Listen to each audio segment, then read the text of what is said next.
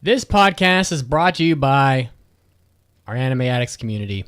And if you want to support the podcast, you can go to onlyfans.com/Pope Mitsugi. For a limited time only, Pope Mitsugi will be offering feet pics, pictures with cat girl body pillows, and so much more. So if you want to support the podcast, be a big fan. If you love Mitsugi, onlyfans.com/Pope Mitsugi. Make it happen. Make the dream come true. And now it's time to start the show. Get ready! You're about to listen to the Anime Addicts Anonymous Podcast. Make your anime addiction worse at AAAPodcast.com. And now, here are your anime addicts.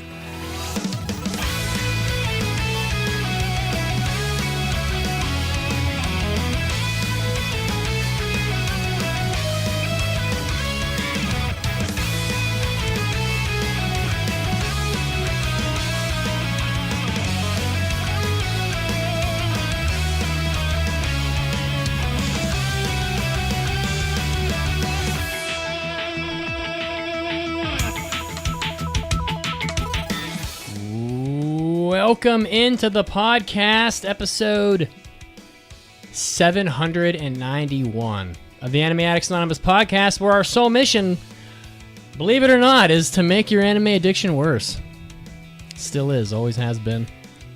I am your host, Pope Mitsugi, and I am joined by a fantastic crew. We have Pancake. Pancake, how are you? And what type of mix-ins do you have into your pancake batter today? I am topped with strawberry rhubarb jam. Oh. And I'm doing lovely. Strawberry rhubarb jam. Yep. Because I am with the one and only Detective Otaku. Hi, Detective Otaku. How are you? Well, some of you may notice I am now no longer Otaku Cap. I'm actually Detective Otaku. So, feeling pretty good. And I'm also really happy to be back with Caroline. Hi, how is it going? I know there's four of us today, and I was just talking about the Fantastic Four. You could say that we are also the Fantastic Four. And actually, good morning to everybody. Yes, cheers. I think, good cheers. Yes, I got indeed. a little mimosa Ohio here today. gozaimasu. The reason being, we have some things to do this afternoon. I have my grandma's birthday party to go to. And you guys are taking a flight. So we figured an early morning Anime Addicts Anonymous podcast was in order. We got to be good and drunk for Grandma's birthday. Yeah, that's right. I'll be fine. Well, so Detective Dick Otaku did a very fine job in our Hobby Addicts as we talked at length about the Pretty Derby Uma Musume game, where Detective Otaku, from a selection of over 30 horse girls, was able to select essentially all three of my most bangable Uma Musume characters. No shame. Without making a single miss. It was absolutely phenomenal. How did you do that? What was your technique? So, doing what I do, you Gooning. become sort of an expert at listening. And I've had the pleasure of you for well over 8 years now, and I feel that I've learned your likes, your dislikes, your proclivities, if you will. So it really was just a matter of science, aka which horse girls had the biggest boobs. There it is. Just 'cause she has big titties. I think this was indeed the final test before you actually became an official detective. Like, this was... You passed. This was the day. Yep. Cheers to you. Yep. I get my badge tomorrow now officially. Oh, that's awesome. I want to Congratulations. I want to see a photo. Round of applause. Yes, indeed. I'm looking for the little kids clapping drop. Where the hell did it go? Yeah, It's like the #1 most used drop on the soundboard, and I just can't fucking find it. Time for you to reorganize again. We did. I even alphabetized it. So because the Pretty Derby Uma Musume conversation was so spirited in the Hobby Addicts, I believe we need to do a full podcast topic on the game because it is ripe with comedy. So it will be great. So that may happen. Wherever you're listening, I think every host should like pick a horse and do a career, and then talk about that horse girl's Oh my career. God. Do a research study. I would not kick. What was her Right. name? Taiki Shuttle. Nike Shuttle. I would not kick her out of bed in the morning, and she can stay the entire weekend. So that's my stance. I'm sticking to it. If you can't support the podcast at our Patreon page or on our website, you can go to wherever you're listening, whether it's Spotify, Apple Podcasts, etc., and drop us a review. I would really appreciate that. It's very low effort and does help out the show. If you're watching live on YouTube or on Twitch, leave a like or a comment, so that would help out the show as well. And please subscribe if you like our show today. So we do, usually we're live at 5 p.m. Eastern, but today we're doing it early, as Caroline said. And I should direct you all to the Discord, AAADiscord.com, where where the Anime Club is every other Wednesday night at 9 p.m. Eastern. And the next club is August 13th, which is coming up, and they are going to be discussing the movie The Legend of Hay.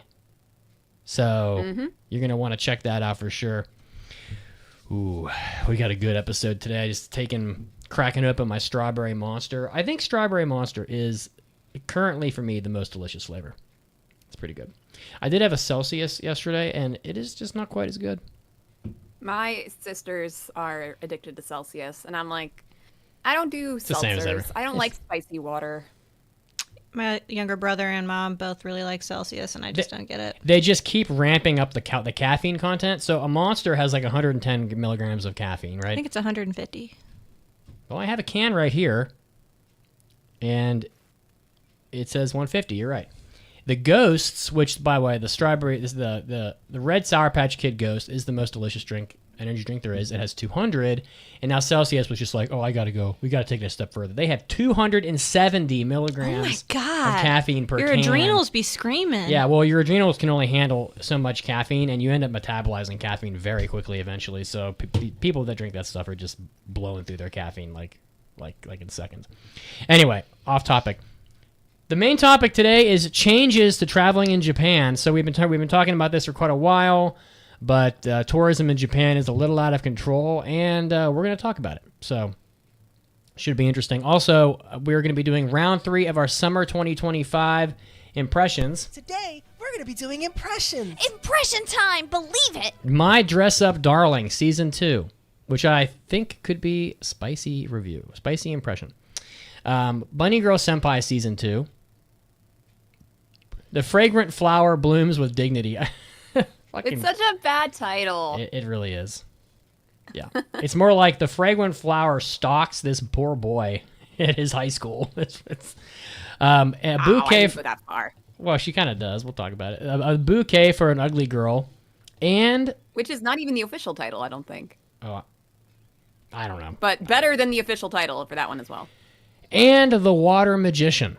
So we're going to do those impressions a lot later, so stick with us. And before we get the show started, I want to thank PH Hawk and Shaq coming in big. PH Hawk is coming in, spreading his wings on Patreon. I'm all bricked up for it. Shaq coming in, breaking the backboard, crushing faces on Longest Patreon. dick in history. Yeah. Yes. Yep. I would not want to be Shaq's wife. That thing, yeah, anyway. Moving on, let's get to the big news of the week. おー、大ニュースです。It's time for big news of the week. I want to commend Caroline for her increased resilience through R-rated conversation. You've come a long way. Really? 2 years ago, I a don't reference of Shaq splitting his wife like a log would have bothered you, but He's growing up. you just it didn't I even think notice. It's more like I have tuned it out. I'm just okay. like, oh, the volume went down a little bit there. That is okay. I understand. That's fine.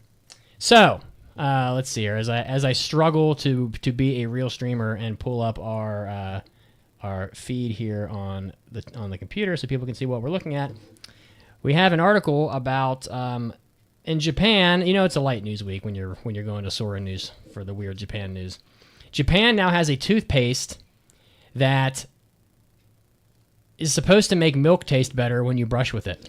My question is, why are you drinking milk after you brush your teeth? because you're gonna get lactose like on your teeth. I don't know, but Japan toothpaste brand Breath Labo, it says it right there, Budesu Dabo. So that says Budesu Dabo right there.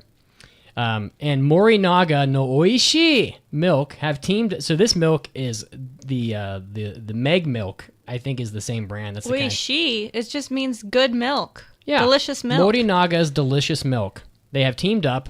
They recruited 100 people to brush their teeth with Breath Labo and then drink some Morinaga no Oishi milk and ask for their opinions. Of those surveyed, wait for it, 78% said that they felt brushing their teeth made the milk taste significantly richer and crisper.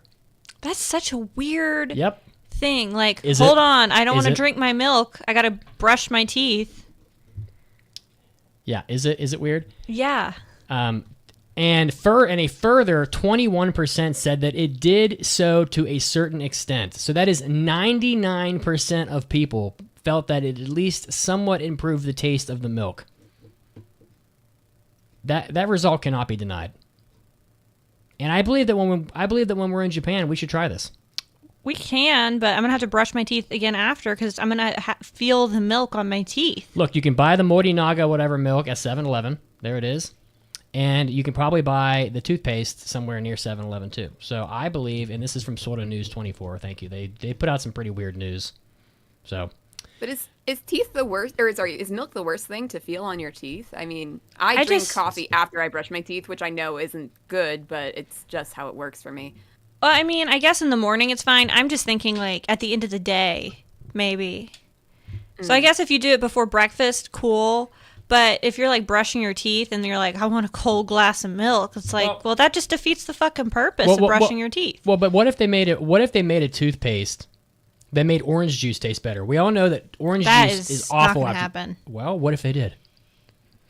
Brush your teeth and you have an enhanced orange juice with your breakfast. So this is your morning toothpaste, I guess. And then you need a nighttime toothpaste that doesn't do anything to milk. I mean, I do not like the taste of milk. I can't remember the last time I had straight milk. And my dad loves straight milk. He'll drink it at night. Ooh, I like like a huge milk. glass of it. I'm like, I love it. It's so what refreshing. is the feeling about that? I love a cold, refreshing glass of milk every now and then. Especially with like a pastry or a cookie. Oh, God. Yeah. I made some sugar cookies for Mitz's birthday last weekend. Those sugar cookies are They're fucking bomb. insane. Yeah. And then you have like a cold glass of milk to chase it with. Oh, So I will say that if you're counting your macros and weightlifting, 16 ounces of that Fairlife milk has got 32 proteins. Chug that baby down right to the face. How many carbs though? 12. Zero fats. It's a little rich for just one drink. 12 carbs versus 32 protein is amazing macros. Get the hell out of here. I didn't say it wasn't good macros. I just, for somebody who might be on a lower carb diet, it's not worth it. Oh, okay. Let's move on. Caroline, what is your big news of the week? Yeah, so this came out very recently, and I know that Lady Emery is very excited. She was the one who broke it on our Discord. The live-action One Piece series has confirmed Season 3 is going to be in production at the One Piece Day event and live stream over the weekend. They revealed that it will have a third season. They also revealed a new trailer for the second season of the series and confirmed that the season will be titled One Piece Into the Grand Line. And the new season will premiere in 2026. I don't know why. I thought it was coming out this year, like by the end of the year. So why did I think that? I wonder. But that's still very exciting that they are really investing into the series. Why does the character that plays Luffy always making this face? He is that just his face? Like this? That's just his face. He makes his face. He's always going like. That's his face. Yeah, he does have a tendency to do that. I'm like, bro, what are you doing, man? Like, he just looks silly. I don't know. He looks fine. It's a fine Luffy's cast. kind of silly though. Well, it's a fine Luffy's casting for very Luffy, but goofy. he just looks like he's. Luffy is goofy. Goofy. He looks like Luffy. he's high on drugs. I fucking know. Did a line before he got He on. did some fucking something. He did a grand line, if you will. Yeah, he did. Yes. Yes, he did. Anything else you would like to say about One Piece? Not really. Very popular. All right. Pancake. I have news. You have news because I put it in here for you. As Oh, usual. thank you. So, Japanese Gamers List Top 100 Addictive Video Games. The July 27th episode of Japanese TV program Ariyoshi pulled 3,000 gamers for the top 100 addictive video games. That's right. 605 in their teens, 591 in their 20s, 574 in their 30s, 651 in their 40s, and Wow. 579 in their 50s. They literally spread it evenly, completely evenly between like people of all ages. What's crazy is Pretty you're good in survey. that you're in the second to last category now. I'm gonna be dead for as I Come crack join my me, brother. as I crack my back that hurts and my wrist fucking hurts and my fucking forearm tendons are shot. My feet hurt when you wake up in the morning, detective. Do your feet hurt? Like the top of my left foot always hurts. So why don't you take it from number 10? Let's make it quick. So from number 10 is Dragon Quest 1986, What? Legend Addictive? of Zelda Breath of the Wild 2017, Splatoon 2 2017, Super Smash Bros. Ultimate 2018, These are all Nintendo games. All of them. Splatoon 3 2022. Now we're in the top 5. Fortnite 2017. Now that one I can see. Dragon Quest 3 The Seeds of Salvation What? 1988. There is no fucking way a game from you calling Cap? I'm calling Madcap. There's no fucking way a game from 1988 that probably only has like 20 hours of content could be addictive. Suck it. Then we got Animal Crossing New Horizons Yes. 2020, which is not as good as Oh. some of the other Animal Oh. Crossings. That's just a fucking decoration simulator, if you ask me. Oh wow. Super Smash Bros. 1985. 19 Super Smash Brothers is that old? No, it's Super I Mario. think Super you- Mario Oh, Bros. Sorry. What are you doing, Super? Sorry.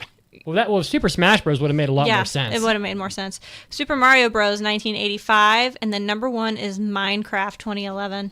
Wow. The fact that Fortnite is only 5, I feel like it should be higher. Yeah. Well, I think it's because they have a smattering. I think the people in their 50s may not actually be actively playing video games. So the 40s and 50s may be remembering games from when they were playing From back games. in the day. From back. Yeah, you could be right. Yeah, because Super Mario 1 is not addictive. What? You can beat that game in like 8 minutes. That's what I'm saying. I think this might be what is the most addicting game for you, and so So you've silly. got this, wide range of ages. So of course, everybody knows Minecraft in like 3 or 4 of the categories, but the 50 and the 40 and 50s might not actively be playing video games, so they're going to call out stuff that they played when they were younger. I just platinumed Expedition 33, and I cheesed the ultimate super boss by using... Oh, no one cares. Let's move on. See, I get addicted to Free Cell and Tetris, and I don't see either of them on here. But you Well- also think there's a distinct lack of pay-to-play games on here. Like, let's think about World of Warcraft. How is that not on this list? All Because the it's people the- that spent wow. money and... Like, there were plenty of people that were our age that played that. Well, World of Warcraft's in decline It's right still- now, but yeah, I mean, because it's a I stupid don't know. poll. It's a stupid poll. Yeah. I mean, come on. Otaku Cop, what is your big news? More One Piece? It's one piece. It's just one more piece of one piece of news. And that is that we are going to be getting another One Piece anime. This time Oh, it's going to Lord. be based off of the One Piece heroines novels. And if you can't get enough of your favorite pirates, well, guess what? The girls of One Piece are going to be leading the show in this. It's a short story collection, these novels, where each chapter featured a different heroine. So there are standalone prose stories, and they focus on the fierce female characters of the beloved franchise. Just 'cause So, she has big titties. And to go there, you go behind the runway as style icon Nami stars in a life-changing fashion show. You get to observe a wise Robin as she helps to decipher an ancient tablet with Koala and Sabo.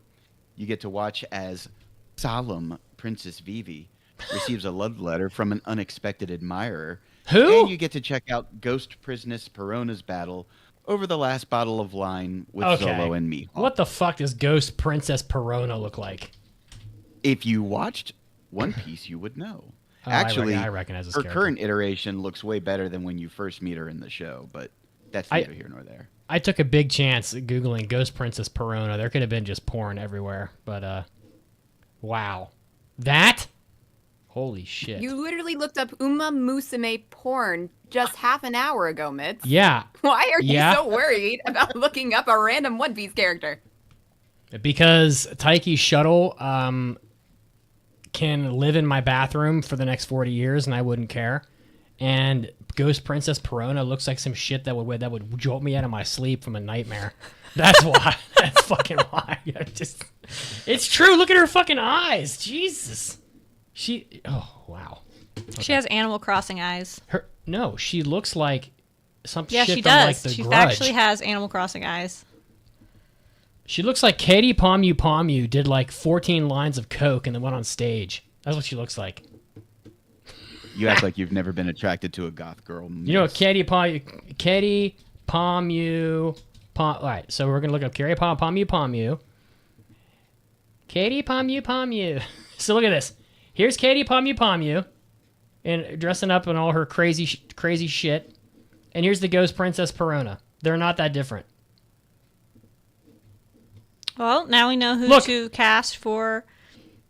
Katie Pomu is not popular anymore. I don't think she has been for a long time. But okay. Sorry, did you have more to say, or did I fully hijack everything you were about to say? There's more One Piece coming your way. You want more One Piece anime? No, So no, not no. only are we getting the rebooted, condensed anime, but now we're getting side story animes. One Piece is just flexing its nuts all over the anime world. Well, One Piece is indeed impressive, but I'm just shocked that like people need more of it. I mean, how could you need more? There's 1,000 episodes. Like, you have enough content to last your whole life. I don't know, whatever. All right, I'm obviously all alone on that one probably. So, people who love it, and people who don't love it won't be watching. All right. Anything else, guys? Before we move into the main topic. Nope. All right. Well, thanks to Caroline for filling in some of this main topic earlier. It was helpful, problem. given not much time this morning. So Oh, I did it last night. So no, I know, but I only had like an hour to do it this morning, so I appreciate it. So traveling to Japan has changed a lot in the last 20 years or whatever. So I'm gonna put our little feed back up here. So, because I got a lot of links. So to start with, the Japanese yen from about 2008 to, we're gonna get into some like economics talk here real quick because it is relevant. From about 2008 until 2021, the Japanese yen fluctuated between about 75 yen to the dollar, which is right around here on the graph, till about here. It was between 75 and 110 yen to the dollar. That means when you exchange a dollar, you get back 75 to 110 yen, depending on when you did it. Obviously, if you get back more yen, it's better because that means you're getting more yen for your dollar. It makes things in Japan cheaper. So now the yen, in the sense about 2022, shot up between January of 2022 and September of 2022. It went from 115 yen to the dollar all the way up to 147, which is an awful lot for currency, which isn't supposed to move very quickly in only 9 months. And it hasn't really changed since then. So if you look at the graph here that I'm showing, we're still sitting up at around 150-ish to the dollar. We're 147.7 as of right now. Why is this happening? Well, the Bank of Japan had maintained a near zero or even negative interest rate. Negative interest rates. It's so fucking nuts. And it's because to try to support economic growth and fight deflation. So Japan's population is dropping, and their economy is not doing very well, and they are trying to stimulate growth in their economy by making borrowing money free. So that makes it really easy for businesses to expand. Also, there's been a widening sale of the yen because people don't really have faith that the Bank of Japan's policies are going to be working. Also, obviously, when you sell something, it gets cheaper. So, also, I don't have proof of this, but I can't ignore the fact that this spike in this collapse of the yen seems to perfectly coincide with COVID. It doesn't seem like a particularly far-fetched thing to say that COVID probably played a role in this. And Japan was closed for almost 3 years during COVID. So that was a long time. And we're going to see that on a graph later where Japan's tourism went from like 40 million people a year down to literally 0 all at once. And yeah. So today the yen's at 147, which means that generally speaking, you're getting between 40 and 100% more yen to your dollar compared to the last 2 decades. So what does that mean? Cheap as hell vacations. So basically, what I've been telling people on the podcast for the last 2 years, people have been listening, and some people. Let's be honest. The only reason why anybody goes to Japan for vacation is because of what I said. Oh yeah, you're the reason why everybody's going to Japan. It's true. It's my fault. The head of the Japan Tourism Board is Mitz. Yeah, it's true. So because it is cheaper by a lot to go to Japan now, that's the whole point of this, right? So, and what has this done to him? And I want you guys to chime in while I'm talking. I don't want you guys to just listen. Just by the way, so immigration history. So if you look at this graph here, you'll see that Japan became a very popular place to do tourism in from between 2014 and 2019. It went from 13 million people all the way up to 31 million, which is a lot over the course of 5 years. And then during COVID, literally the 3 years of COVID, it just crashed to nothing, essentially. This is probably essential travel only and things like that. So we went from 32 million to 4 million to 0 over the course of 2 years. And it has since bounced back dramatically. In 2024, Japan had 37 million tourists against a population of only 124 million people. So that's basically 30% of the amount of people that's 30% of the population that travel to Japan for tourism. That's crazy. The United States has about 72 million tourists a year, but our population is 340 million, which is only 22%. So they're getting hit. They're getting a lot more than we are, in proportion. Also, Japan is like the size of California.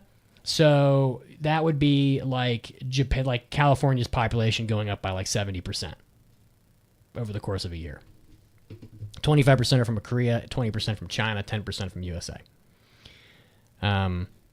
Also, Japan is not very pleased about foreigners in general. In 2014, Japan had a foreign population of 2 million foreigners out of 127 million people. So that was 1.6% of their population was foreign in 2014. And today, it's risen to 3.7 million foreigners, which is about 3%. So the percentage of foreigners that live in Japan as a proportion of their population has doubled in 10 years. So, they're definitely feeling the presence of more foreigners amongst their own population. So, why does this matter at all? Well, why doesn't Japan like foreigners? Anybody have any guesses? Because they're an island and they have been closed off for most of history, and they have a very well-established culture, and people coming in is going to disrupt that peace and order. And people act like fools. Yes. Yep. That right there is probably the number one problem. I do have a video. Especially those from the USA. I have a video I'm going to play, and we're going to comment on it. But to watch people be rude. yes, yeah, basically. So I actually started learning Japanese because we're going to continue to go to Japan. And Please don't. I don't want to be another one of those tourists that don't know any Japanese at all, because apparently that is like a big thing that they're dealing with. I read an article about They're annoyed that we don't speak Japanese. they're annoyed that we don't speak Japanese, and they're having to pay more money for employees that do speak English and other languages because they have so many foreigners coming. So it's very frustrating for business owners. Let's watch this video. It's not very long. It's from Tony Yuang, usually on YouTube. So giving credit to this guy. So definitely check him out if you like what he's saying here. But Please don't come to Japan. If you think it is a trend, then come to Japan, because the influencer market is so many competitions and you can't get attention. My God, at he's your home acting like it's country. frickin' New Please don't York. come. If you know that it is inappropriate to act like a fool at the public place in Germany, yet you choose to come Please to don't Japan come. to do it, please don't come. If you think you can bring a speaker to play Sigma Boy It's so inside the train cringe. and believe other people also like it in Japan, please don't come. Honestly, if you think Japan or even Asia So is your fantasy embarrassing. land, you are ruining it for others. There are some tourists who have manners. They want to visit Japan because they like to explore the culture respectfully. Also, your selfish action can ruin the foreigners who lives, work, and have their life in Japan. The tension between Japanese local and foreigners are getting worse day by day because of you. Because of you think you are the VIP by only spending few $1000s flight tickets and stay there for few days and act like some wild animals. Honestly, I don't blame Japanese who hate the tourists. So at this point, please don't come. Please don't. yeah, so I am on my best behavior when we're there because I don't want to be lumped in with those people. yeah, go ahead. It's like that woman that was so shocked I gave her my seat on the train. And I don't Yeah. think we'll ever forget that. There was an older woman when we were on the way over to Odaiba. She was an old baba. And I had a cute. seat on the train, and she came on, and I was like, well, obviously in their culture they give up their seats to older people. So I stood up and I was like, dozo, and she of course said no, so I have to like be like, dozo, like have my seat. When we get off the train in Odaiba, she follows us off the train, bows at us and thanks us, and then we go downstairs and she finds us again to thank us again. Yeah, they're so Aw. tickled by it. Because Such a polite society. it's such But a we're also- polite but I feel society, and I think it was just like a culture shock for her to have a white woman visiting, giving up her seat to them like they do in their own society. So I think it was like she was very appreciative of that interaction, because I think there are a lot of bad interactions they have. No, I Caroline? feel like that is also, it's supposed to be a thing here. Like going to New York City, being on the subway, you're supposed to be on the lookout for people who would need your seat more than you. Bro, they're not doing that in New York. There's people like They're not, praying. but you They're should. like, Yeah, they should. they should, but that's just not how our society is, because we're so individualistic. People are very, very focused on, oh, let me look cool in front of these people. Let me break dance on this train. Let me dress in this crazy outfit. Let me make this TikTok video, that kind of thing. Whereas in Japan, that's just not their culture. So you can see that on this graph, the tourism's way beyond where it was before. They're probably posting record tourism right now in Japan. And unfortunately, most countries in the West and in the United States are very individualistic. So you're going to have to look up what individualistic versus collectivist cultures means. But it's just a full dichotomy of how people think and behave. So the United States, most Europe, we're very self-focused, and our society reflects that a lot of the time. You know, I think that's pretty clear. I mean, we're just talking about it right now. Like, people don't want to give up their seats. People run red lights because they don't want to wait 2 minutes. They, buy expensive cars and drive motorcycles down streets that deafen every single human in within 2 miles. People go to self-checkout they're with assholes. full Yeah. carts of groceries and cut in front of people Yeah. that have 2 items. Yeah, they don't want to wait in line for 10 minutes to check out, so they'll bring like 400 items to self-checkout. Whereas Japan is very collectivist, which means that their culture is based around social harmony and group identity and shared culture. So not only are they pissed off because the foreigners act like a bunch of morons when they go to Japan, but they also don't... it's xenophobic, but it's reality. They don't want their culture being watered down by foreigners. That's just the bottom line of it. They don't want us there because we don't assimilate, and they value their culture very, very much. So Yeah, I think we even saw, what was that temple in Tokyo? I can't remember its name right now. The big wooden one. Meiji.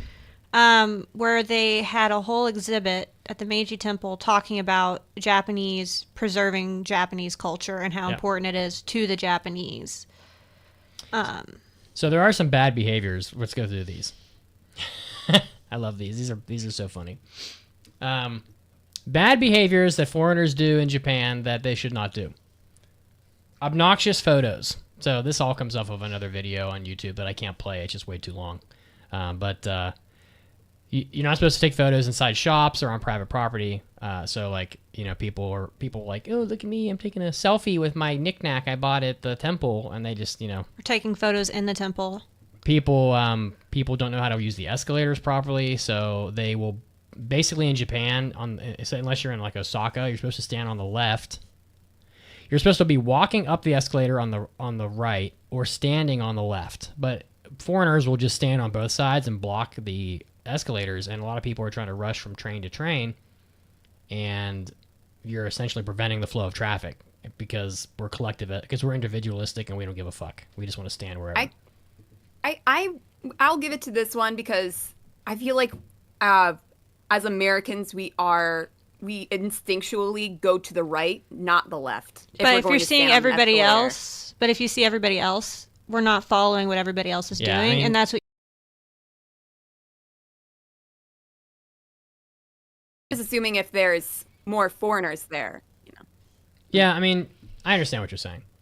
One of the big ones is, and I've broken this rule a couple times because I'm trying to find something, and I've made myself look like an ass a few times. It's not walking with your smartphone.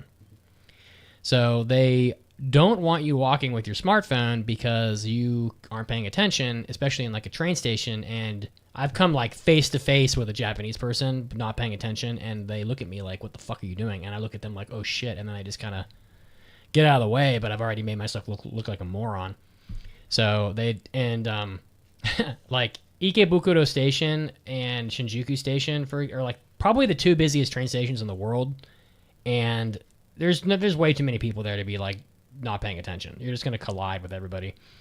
Also, same thing, not walking or not eating or drinking while you walk.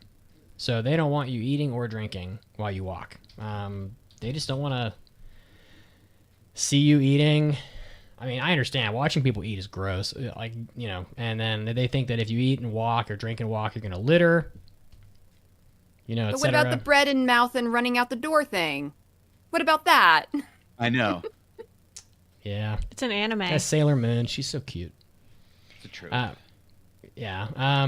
No tip. People, you don't tip in Japan, and you don't split bills in Japan. Need to twist my wrist on this one. No shit, right? No shit, That's one of man. my favorite things about traveling is not having to worry about a tip. I hate tip. I hate tipping. We could do a whole hour on tip culture. It's so out of control.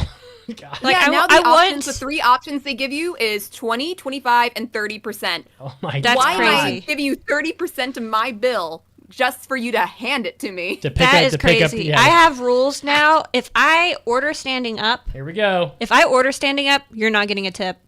If it's a coffee shop, you're not getting a tip. If I have to pick up my fucking food like it's a fucking cafeteria, you're not getting a tip. If I order online and I pick up my food, you're not getting a tip. Where the hell is my air? If there's no actual service being fucking provided, I am not fucking tipping you. Take it up with your corporation, quit your job, go get a job that'll pay you properly. It is not my job to fund everybody's fucking life. Okay. Okay.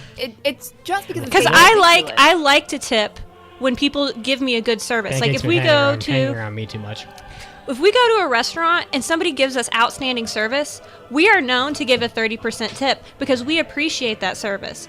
But to just like expect it is just crazy to me. Like, oh, you're here, so here's your tax for going out to eat. All right, anyway. No haggling, so you don't have to, haggle. I don't know. We don't even haggle here. No, we don't. I think that's probably from like the Asian countries. That could be. The biggest one. Only with cars. That's probably the one place we still haggle. Nope. Or Oh, my garage Lord. sales. You'll haggle there. But I'll never go into a Jesus. store and say, oh, the price on this says 500 yen. I want it for 300 yen. How about that? That would be crazy. I was looking at cars yesterday, and it's such a joke. Like, they don't haggle on cars anymore. They don't give you a discount for cash, and the used cars cost the same as the new ones. I saw a 4Runner that was 3 years old and had 50,000 miles, and they wanted $48K for it. And a new 4Runner, brand new, 0 miles, is basically $50K. I was like, why would I ever buy a used one? They go, oh, because people don't want to wait a month for their car to come in. They want it right now. I'm like, are you out of your mind? Anyway, but the car market is fucked up. So, no loud noises on trains. So I've seen people breaking this. My gosh! Remember those freaking German people? Yeah, the German people that we saw on the Shinkansen were pretty bad. The video we just watched on YouTube had people like, several different segments of people playing like boom boxes on the trains. Or Japanese people, they won't say anything to you normally. Like they'll just gonna look at you. They're gonna look at you and pretend like they don't see you, but they are thinking, "Look at this fucking moron." But like their culture is just too against rocking the boat that they see. This, I hate to say it, but this is the same thing with like the Chikons in Japan. Chikons in Japan, which is train gropers, they will go after Japanese women because, unfortunately, the Japanese women will just kind of take it because they'd rather be molested on the train than cause a scene. It's really sad. Wow. But the Chikon people won't go after foreigners because they know the foreigners are happy to slap you in the face and call the police, basically. So so they're not going to do anything to you on the trains, but you do look like an asshole. I mean, you're an asshole if you do that literally anywhere, bringing a speaker onto a train. Yeah. And it doesn't in Japan. Yeah, you're an asshole. In everywhere, you are at least a little bit of an asshole. What's the craziest thing you ever saw on a train in New York? I was in a car with somebody blatantly smoking, like right next to us in a busy train car, and that's not even that crazy. Is that illegal? But it seems illegal. Somebody like one of the employees on the train goes like, there is no smoking allowed on the train, and then he got off on the next stop. But I'm like, thank God, because that was disgusting. But in general, there was craziest thing that I've ever seen in New York in general was a lady running into a crosswalk. There was a lot of people waiting for the crosswalk, but she just runs out and slams herself into a car, then keeps on running. Jeez. What? She's on Flocka. I know. She was on something. I'm like, what is wrong with you? Come on, detective. What was she on? Tell me. Oh, probably any mix of hallucinogens you could think of. But we also have the subway system in D.C. We just call it the Metro. The craziest thing I've ever seen was in my 20s, we were coming back from a music festival, and probably about 6 seats up from us, there was a couple just actively having sex. Whoa! 11:30 at night. Nuki Tashi. We're all burned out, but these two were just full on, just getting it on in the subway. Didn't care that there was probably about 15 of us in the car with them. We were all just like, well, listen, the girl was ovulating, and the man was happy to accommodate. Sure. That's Nuki Tashi shit. Was there a Doskebe ordinance? I learned about there this. was not. Oh, come on.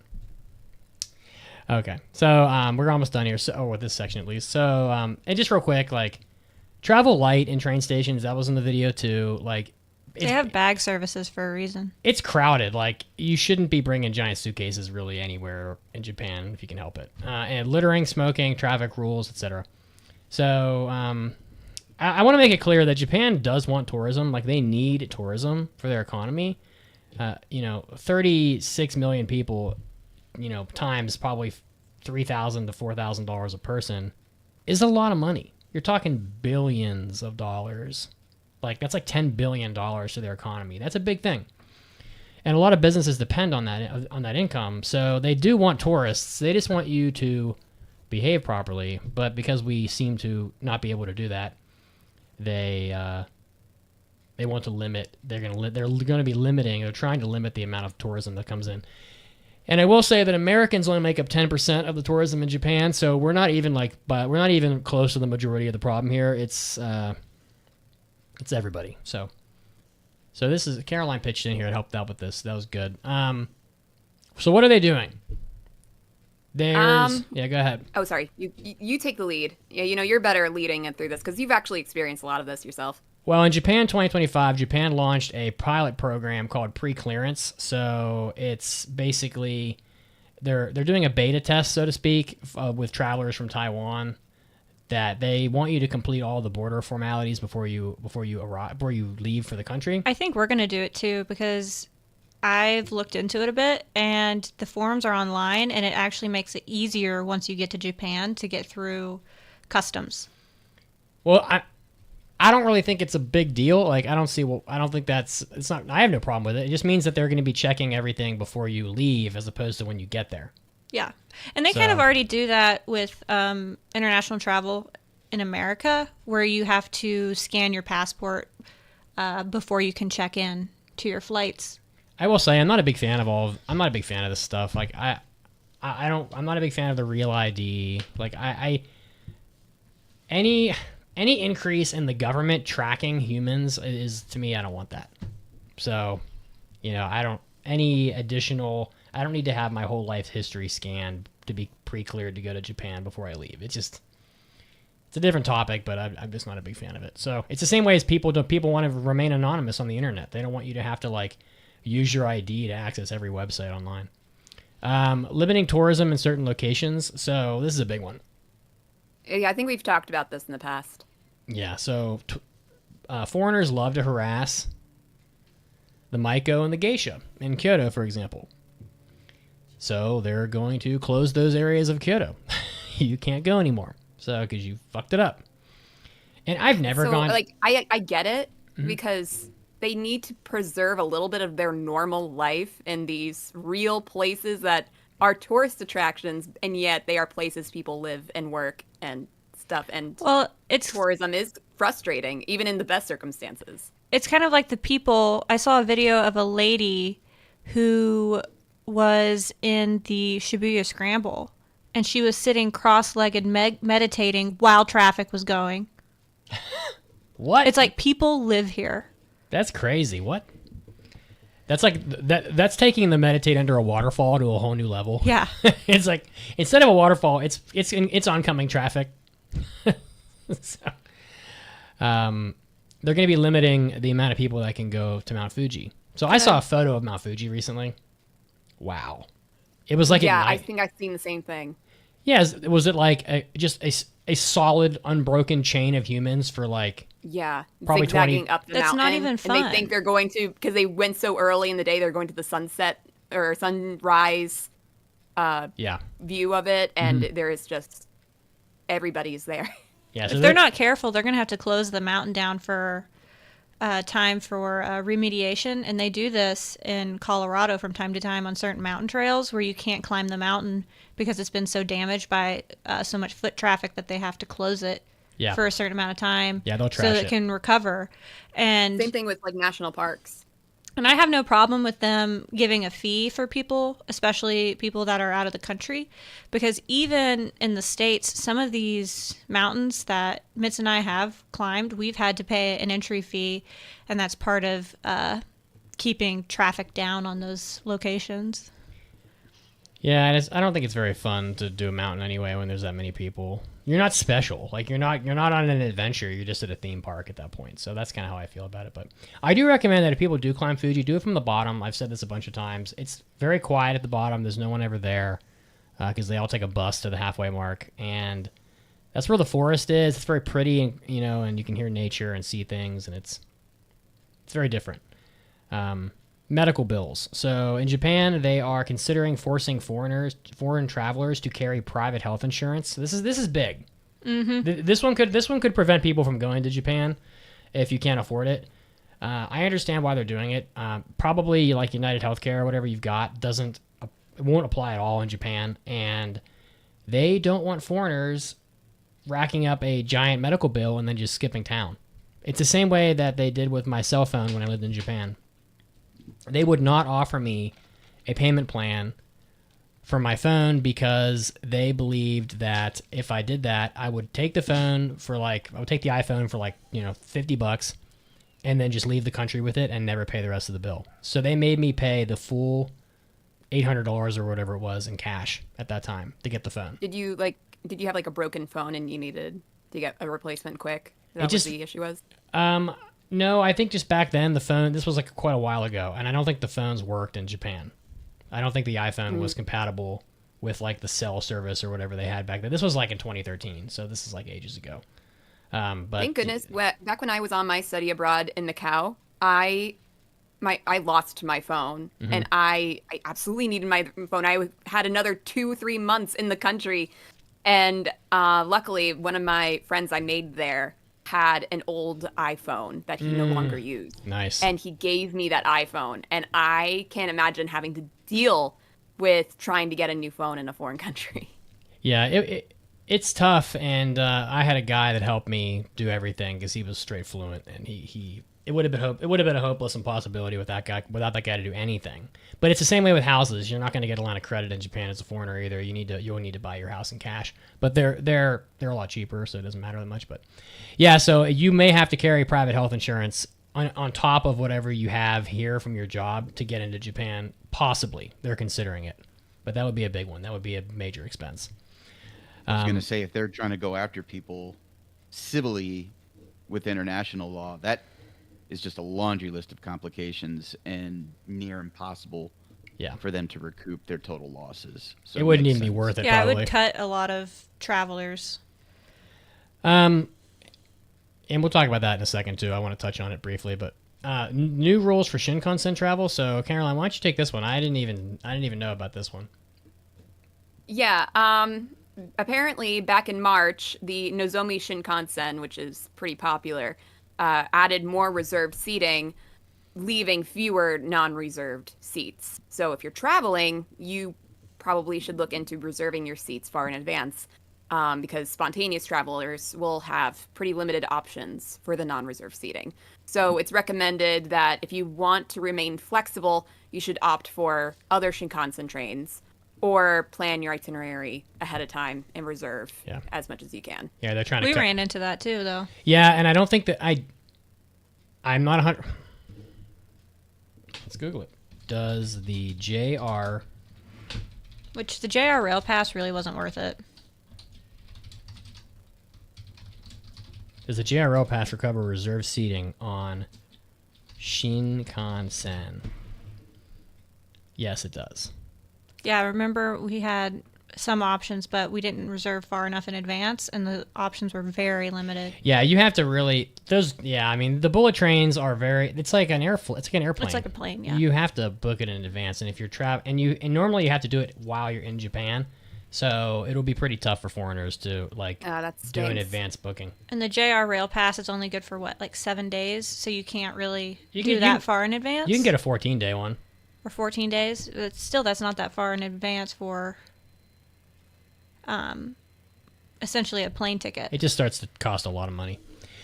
And finally, and this is probably the most contentious one, is dual pricing in Japan. So they are literally going... It sounds so racist.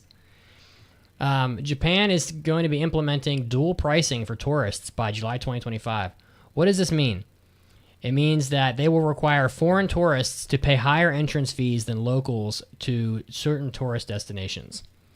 So, for example, there's a theme park in Okinawa that foreigners will be paying a 20% price hike to go to ski resorts in Hokkaido, cultural landmarks such as shrines and temples. So this is all a response to the over-tourism that they've got in Japan.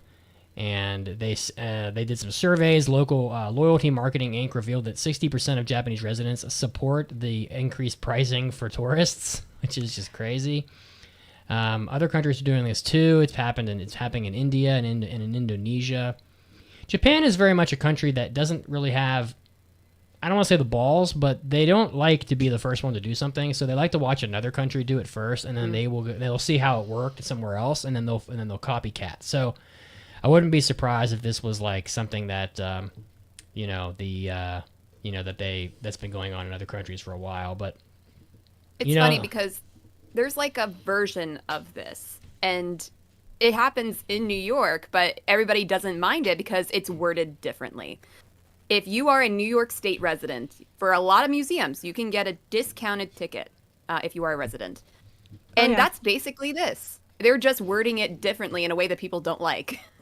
I mean, they did the same thing in Denver with like Meow Wolf and other attractions. Yeah. They do the same thing. They did the same thing in Kentucky with museums, and I think they even do it in Cincinnati for like Kings Island, and I believe they also do it for like Dollywood. So I don't really have a problem with this. I think it helps the local people because some of these shrines are like local shrines, and that is part of their culture. Like that is their religion. It's not just a tourist attraction. So charging people more, I'm fine with it. I was going to say, Mitz, in Florida, didn't Disney do that too? Like Florida residents got a better rate than everybody else? They do stuff. I've seen stuff like that all over. I've seen it for like, oh, you're a student, you have a student ID, Florida has like they have scholarships for Florida residents. Like they do all sorts of stuff like that. But it's just new in Japan. I guess it's not really an unprecedented concept. But I don't know. I support most of this. Like having lived in Japan and having been there another dozen times on top of that, when I'm in Japan, I try to behave like a Japanese person as much as I can. And I'm one of the people in Japan that is trying to enjoy the country in an honest way, like the Japanese people do. And I don't want Japanese people to hate me simply because I'm not Japanese, because some other foreigner, blew them onto the ground because they were like running with their phone on or some shit. Like I don't. And also, some areas of Tokyo are just totally overrun. Like, you can't even enjoy Harajuku. It's a fucking nightmare. I mean, it is like being in hell. What was the other one? It's fucking Times Square on New Year's. Was it it's Shinjuku? Insanity. Was it Shinjuku that sucked too? Where we went to that Don Quixote? You couldn't even move? Yeah, Shinjuku is packed. I mean, it's just like when there's so many people, and it's just... And all you hear are, and I don't want to sound like racist because that's not what I'm trying to do here, but I'm in Japan. I want to experience Japan. I want to hear Japanese. I want to be able to try to understand what people are saying. And I don't want to hear Korean and Chinese everywhere. I'm not in China. Yeah. I want to hear Japanese people talking. Or like, I didn't even like when we were at a temple and there was this white couple from America. And they were there, and they were buying a ton of the little, what are they called, honey? Omamori. Which are the little fucking charms. Amulets. Mm-hmm.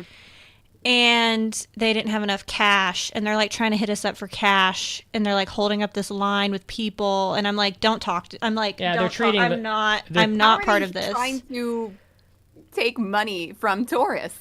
That's they're like, insane. Do you have Venmo? I don't have I'll enough cash. Venmo you. I have to, like, they're acting like they're acting like the little shrine, like, fucking amulet things are like Pokemon. Like, I have to collect all of them. Like, it's just so It was really embarrassing, and I was like, don't talk to me. We're like, no, we don't have money.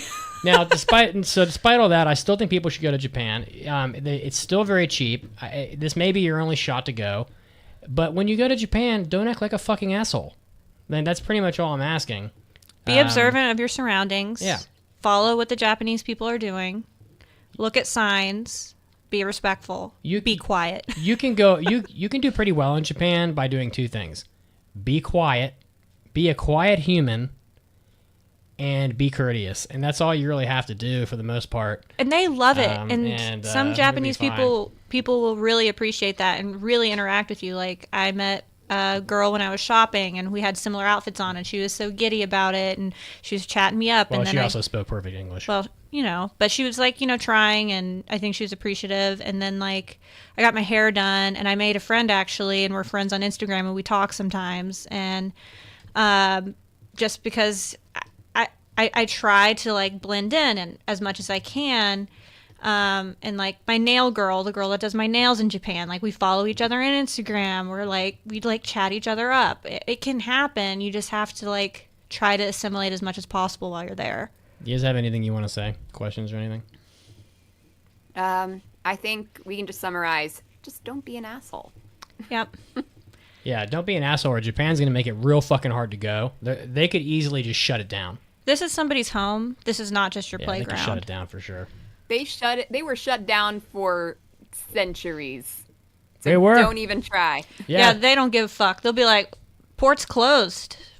Sorry. Japan's That's only. Japan has like a 1,200-year history, and they've only barely been open to foreigners for like 70 years of it. So it's like, anyway. I'm gonna Detective. get another mimosa. Oh no, it's this is Caroline. Would you like to read the intro trivia question? Oh, of course. In The Water Magician, the main character Ryo encounters a Doulahan who trains him. This Doulahan is known by another name in the beginning of the series. What is this name? I'll give you the answer after the news break and after I get myself another mimosa. Little drinky. See you soon.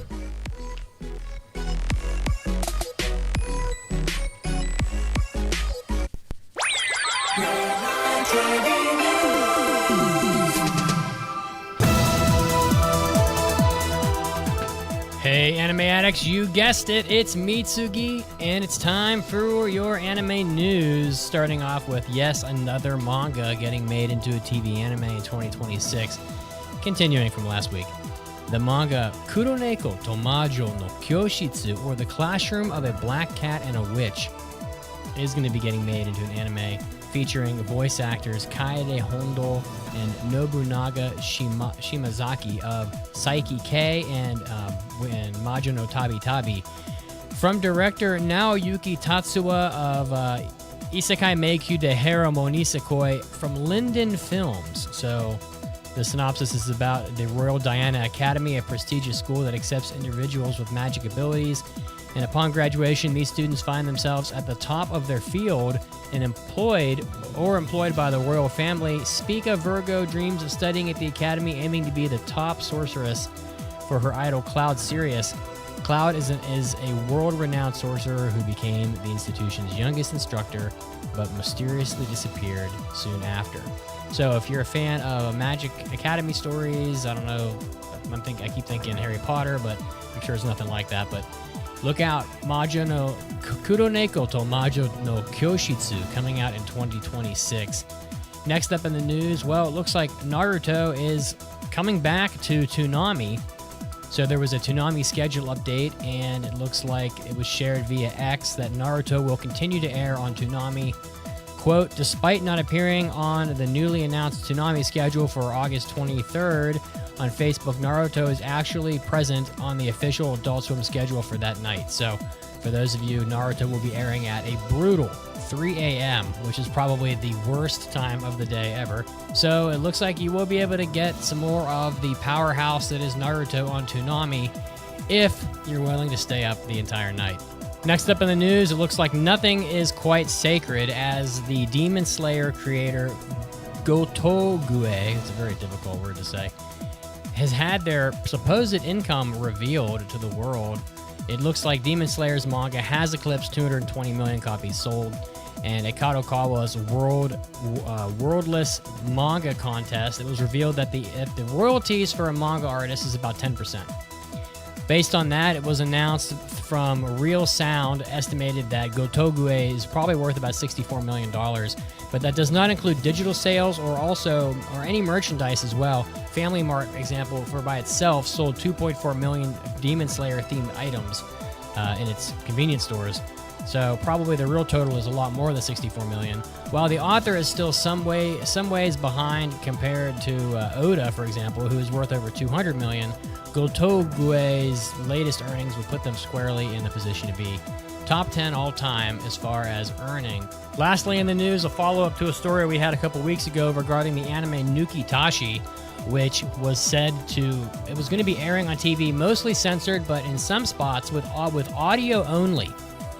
Well, coming from Anime News Network, their Japan-based staff confirmed via the Tokyo MX1 channel that it did premiere with audio only. on July 22nd, and the premiere ran the episode's entire audio track over the series' logo with a beach backdrop. The ending animation sequence of the premiere episode was actually what would become the opening animation sequence for the rest of the series. It aired with both audio and video tracks. So very bizarre. If you go online, you can see the logo and the beach of the little duck bird thing standing in front of the beach. It's just super weird to be watching TV without any video. I've seen this anime's first 2 episodes, and frankly, I didn't think it was anything worse than Harem in the Labyrinth or Please Take My Panties Off, whatever the fuck that show was called, Takamine-san. So not really too sure about this one, but that is what's happening. This was Mitsugi, and this was your anime news break. Now, time to get back to the podcast.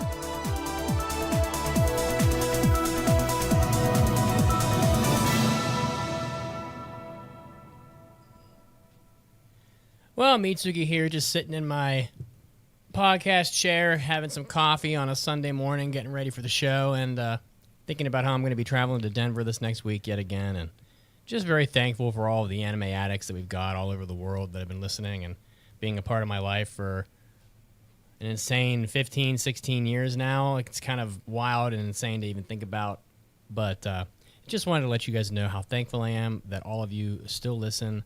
For those of you that have been with us for a long time, extra thanks. And for the new people, I hope you're enjoying yourself, and I hope you'll stick with us for a long time. And I hope you're enjoying the podcast today. Have a great week, and everybody be safe. And now, great moments in Anime Addicts Anonymous history. Do I look like the COO of Anime Hell? Okay, I am just a distributor. I merely provide Anime Hell with Moe girls in the church of Mitsugi. I can't be expected to do everything, okay? Oh, wow. Times are tough. Hiring is difficult.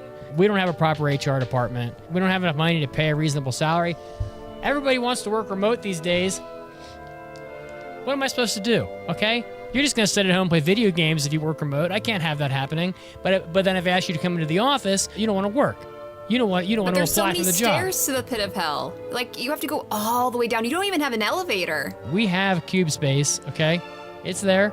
But, that being said, I don't have enough manpower to actually determine where the Moe girls go in the pit of hell. I only have enough manpower to provide Dear Anime Satan with the labor that he requires. So whatever he does with it, that's his business. So you just kick them in. You don't really care what happens to them after That's that. correct. That's not, see, there's a contractual agreement here. The red lines for the contract were very highly contested. He wanted me to determine where they go. I said, look, I don't have the manpower for that. I'm going to give you the anime girls, but you have to figure it out on your own. Listen, it's hell has a lot more resources than just one little church, okay? For God's sake, what do I look like? Welcome back to the podcast. In The Water Magician, the main character Ryo encounters a Dullahan who trains him. This Dullahan is known by another name in the beginning of the series. What is this name? The Fairy King. They said they believe he may be the Fairy King, but come on, it's pretty obvious.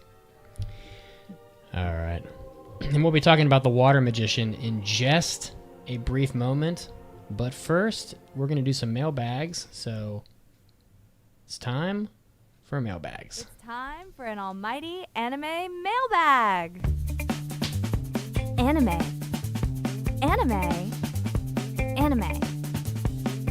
Mailbag. Detective, would you like to investigate this mailbag? Of course I would. And you too can send us a mailbag with your thoughts, questions, comments, just like Chrono Fantasy did. Just make sure you go to the webpage, click on the mailbag button. So today's question comes from Chrono Fantasy. I'm assuming they're a Chrono Trigger, Chrono Cross fan. Sounds pretty, like that. It's got to be on brand. JRPG fan. Absolutely. So, hey everyone, new listener. So I'm not sure if this topic has ever been brought up, but can you name 3 characters you think will look good receiving a gender bender treatment? I'm enjoying the several podcast episodes I've listened to recently, and some older ones so far. So, Mitch, you want to start us off? I think pretty much anybody. Anime characters, pretty much all have the same faces with just different eyes and hair.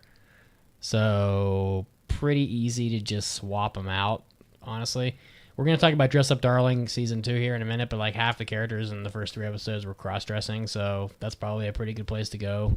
I don't know. I can't remember that guy's name, but like, yeah, there's definitely... And probably Gojo would make a nice girl, too. Gojo would be really pretty. Caroline? The thing is that I think they do the gender swap so frequently in anime and manga for specials and gags. It happens so frequently that it's hard to it's harder to think of people that would not benefit from a gender swap for at least a little bit. So I think characters like big and burly like Guts, I can't imagine being gender swapped. That would be a little strange, I think. That might be true.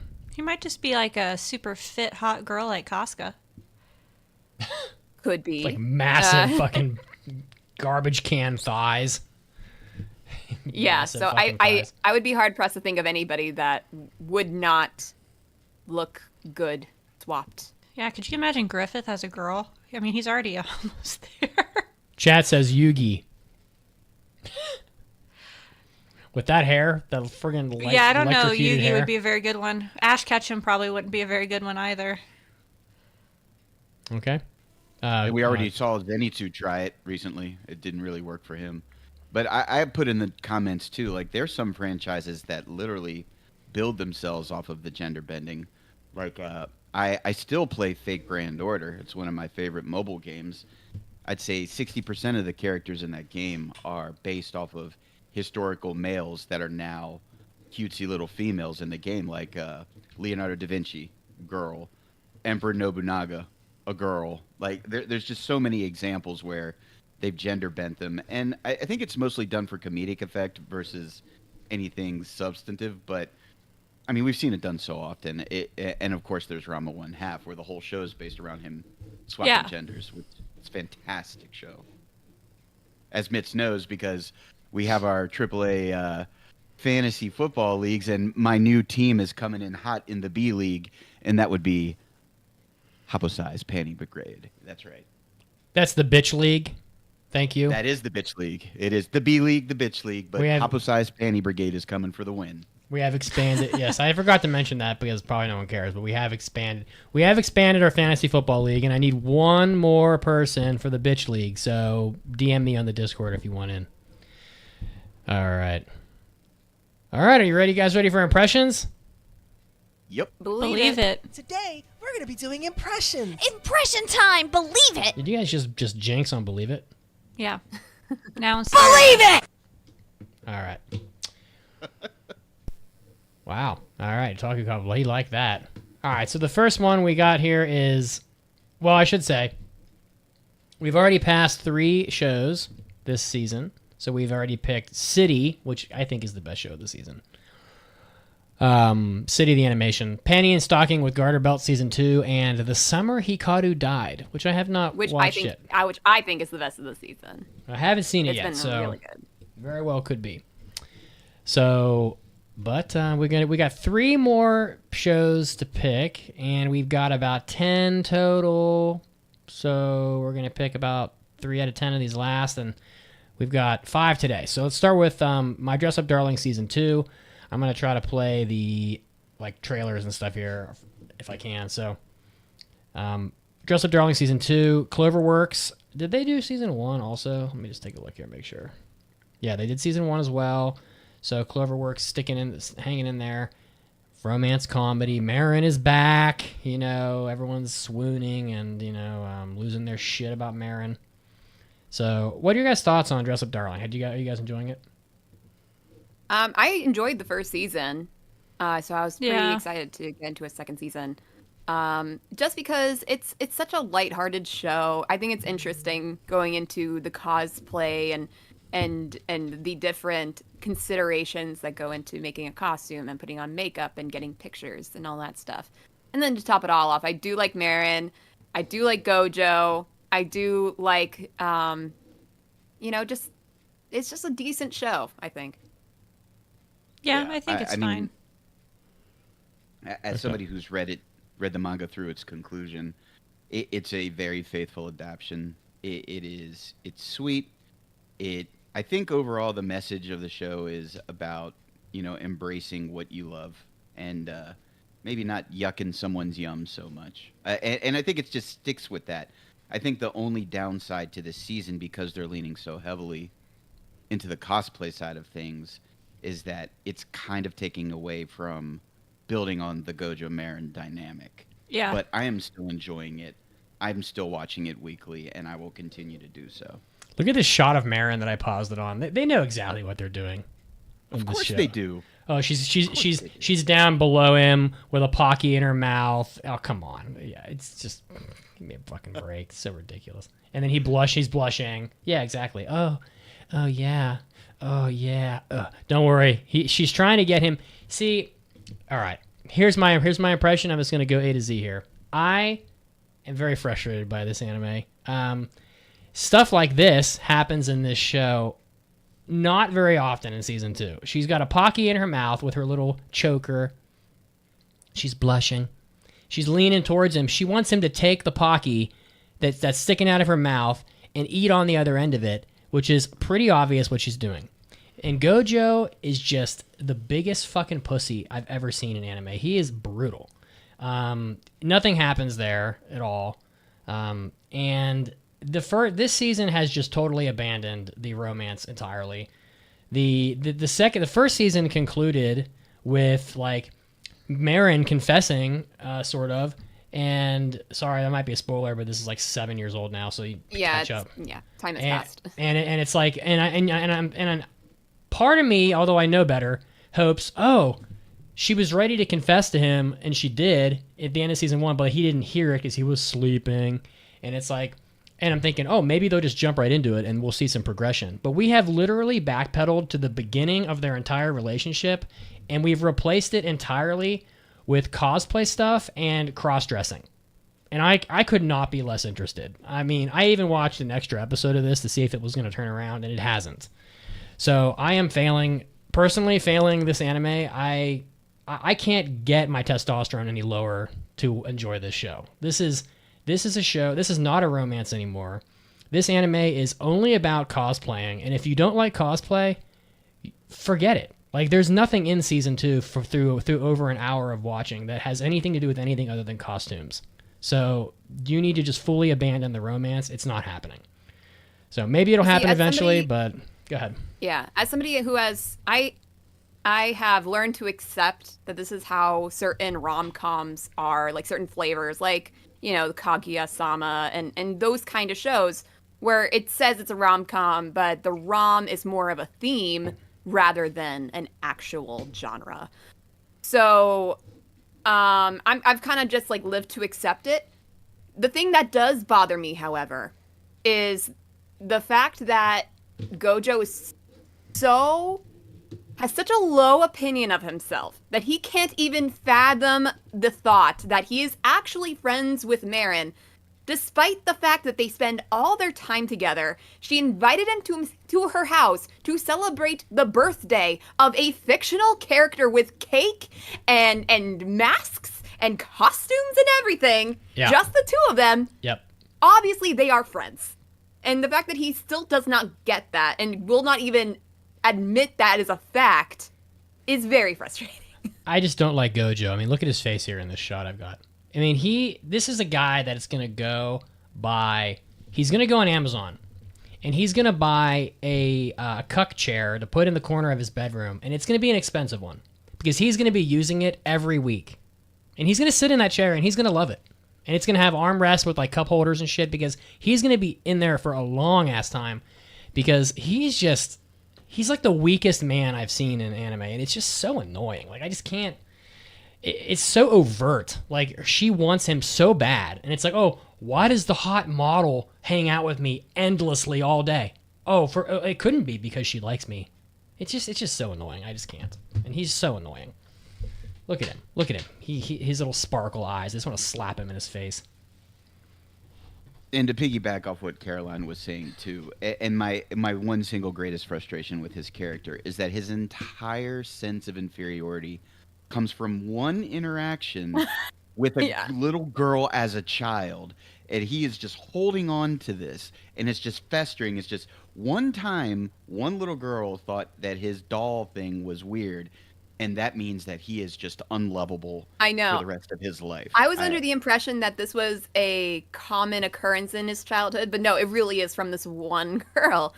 But but that being said, I am glad that it's being addressed at this point, and it's not like at least he finally said, "Oh, maybe that was just her issue with me, and not everybody's issue with me." So he's come to terms with it now, thankfully. He is. He's evolving a little bit. God bless him.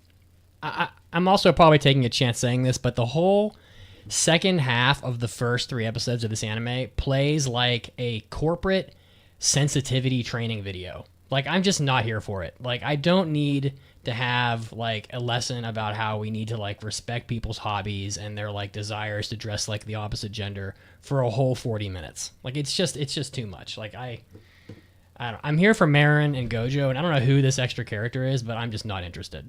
It's just too much. So, are you guys passing this, or are we failing it? It sounds like a fail to me. But... No, No, there's if better it was stuff a this weaker season. I would definitely pass it. But there's just so much good stuff here that even passing season 2s is kind of a question of we should probably be thinking of what is new and exciting rather than. So I would not want to pass it just because while it is a fun show, it's not going to bring anything much new to the table, I'm gonna guess. But just one quick thing. How did they not think to put support in a strapless one-piece outfit? That is such a basic thing. If it's not gonna have straps, it needs to have support.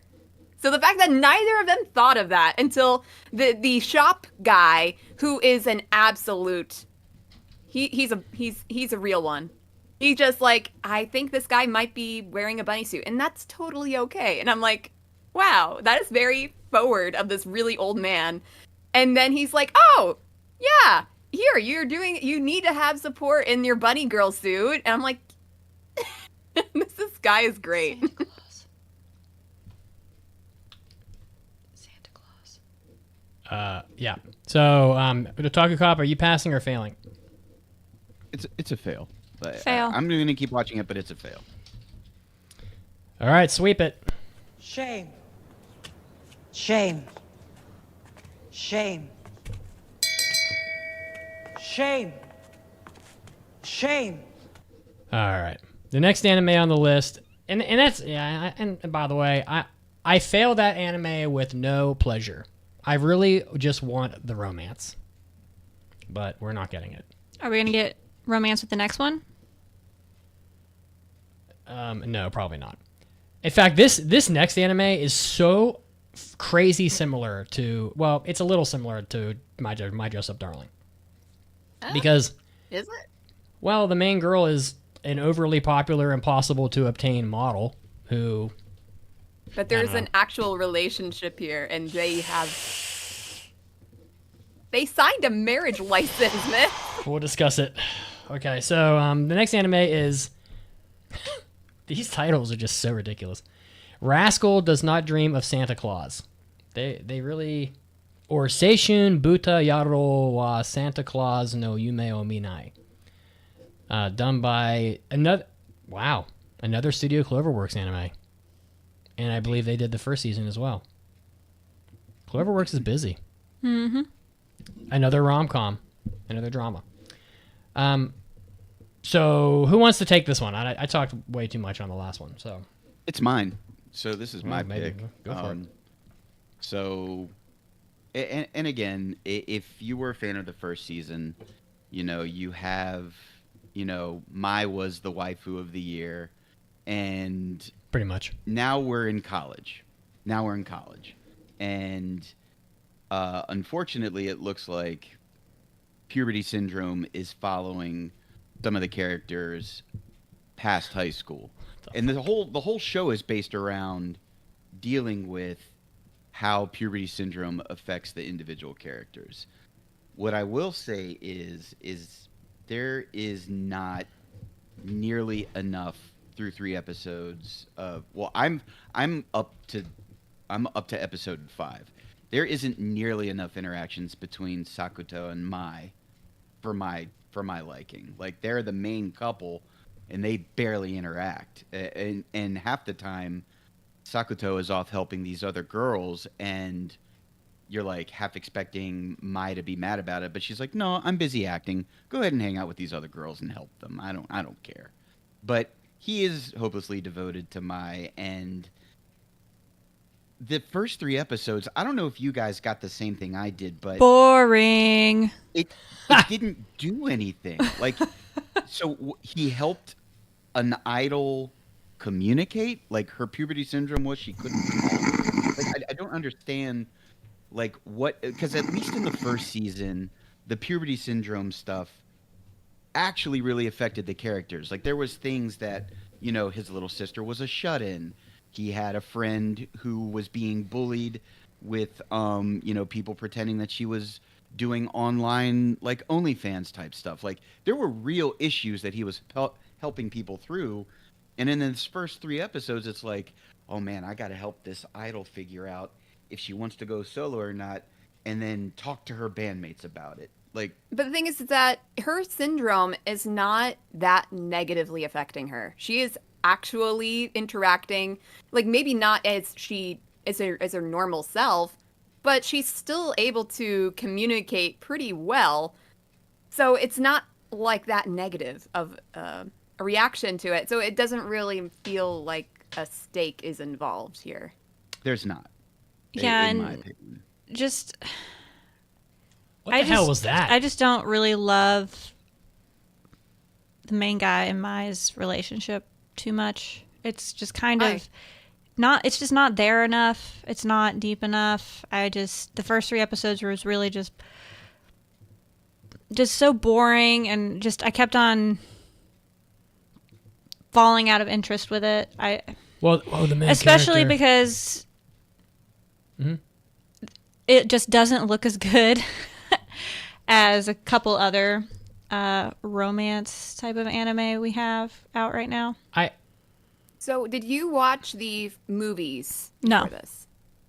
There was more of them in the movies. And the negative about this season for me is that it's kind of contested if we should have included this in our eligibility rules at all, because 3 movies have been made in between the first season and this season, and they're kind of necessary viewing. So if it's even allowed to have, because season 2s are our rule, that's the cutoff, but you can make the argument that this is kind of like a season 5. The main character drives me crazy in this show. So I was watching this the other night, and I was thinking about the show in a different way, and I said, if you really think about this anime, what this show is a really flat affect, disinterested man, basically, just talking to women scene to scene. That's all he does. He talks to this one girl, and his eyes are always half open, and he's like, yeah, oh yeah, she's off doing a thing. And then, like, one scene later, same guy, eyes half closed. He looks like he's on edibles the entire show, and never has any emotion in his voice whatsoever. And the reason why I said I didn't think their relationship was going anywhere was because right off the bat they're like, well, I haven't seen Mai in a whole month, and then, like, she stops by and she's there for like 3 minutes and then she leaves. Like, what? Shouldn't you be pounding each other like animals? You haven't seen each other in a whole month, and you take no opportunity of the fact that you're together. Finally, she just like shows up and gets jealous over nothing and then leaves. It's just so ridiculous. Oh my goodness.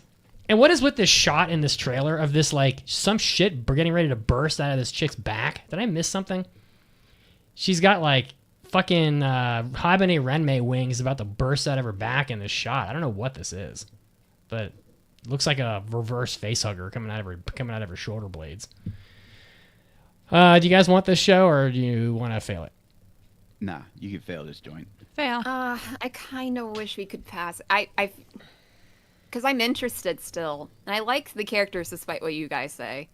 I'm still gonna watch it. I'm gonna watch it too. But yeah, I think we need to fail it for more interesting shows this season.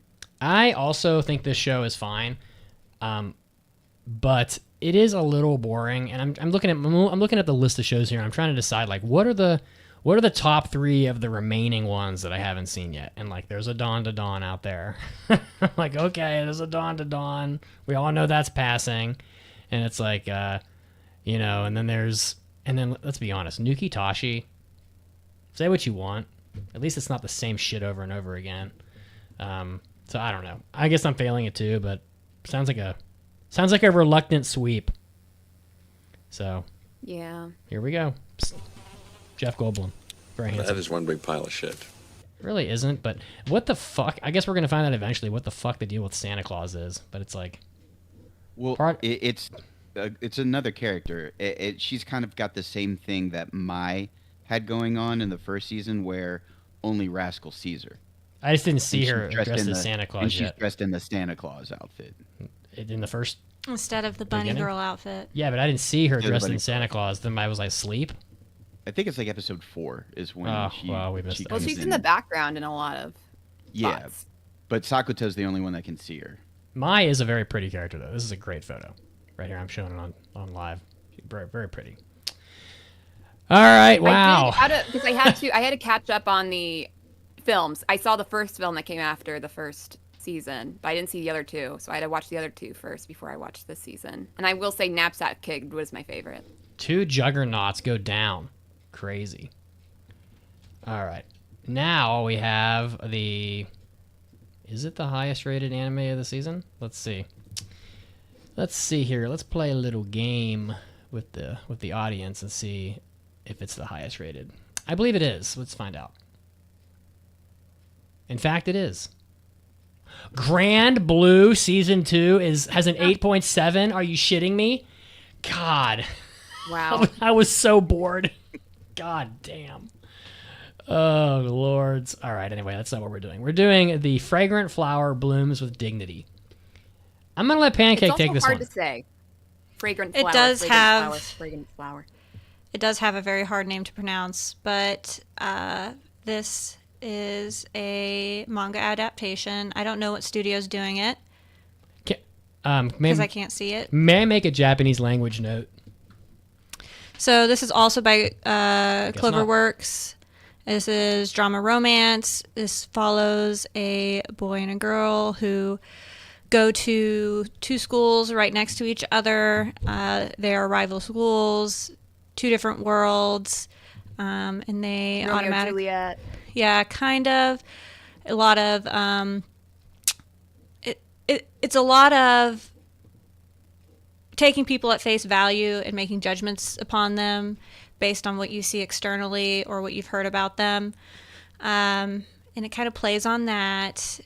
I have read the manga. I'm a couple chapters behind, but I really enjoy the manga and I've been very excited for this. I think it looks really, really great. I think they're adapting it pretty well. When Mitz and I were watching it, we were actually like, oh, the episode's over already? It was a lot of that. How the fuck is Cloverworks doing this also? What? I think it looks really good Clover too. I is think it working. moves.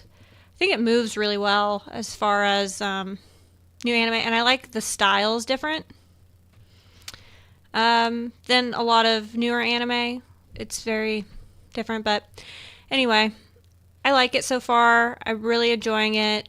I like it gives me a little bit of like Clannad vibes with the group of characters, just how they interact with each other. And it also gives me a little bit of Ouran High School Host Club, just with reactions and things. And it's very Japanese. And I really it is. enjoy that with how the social interactions play out. It's pretty true. The only thing is that it's not currently on Netflix, and it should be. They're not releasing it on Netflix until September, from what I understand, and I'm not sure what happened. So that's, I think, the biggest Netflix downside. strikes again. I'm not sure what happened. So that's, I think, the Netflix biggest downside. strikes again. I really enjoy the main character, and it really smacks of like first love, like high school romance, like Butterflies. And that's always fun to see in like a more truthful way. And I also like that it follows the male character as opposed to the female character that we usually see. Mm-hmm. I paused it on this guy because his hair color is a little different in this shot than they sometimes show it, but I like the art style in this. It reminds me of something older. I have trouble putting my finger on it, but it just doesn't look like anime normally looks now. I appreciate I can't quite put my finger on like why, but I just think this show has like somewhat of more of an older appearance to it, and I appreciate that. And this girl reminds me of somebody, but I can't.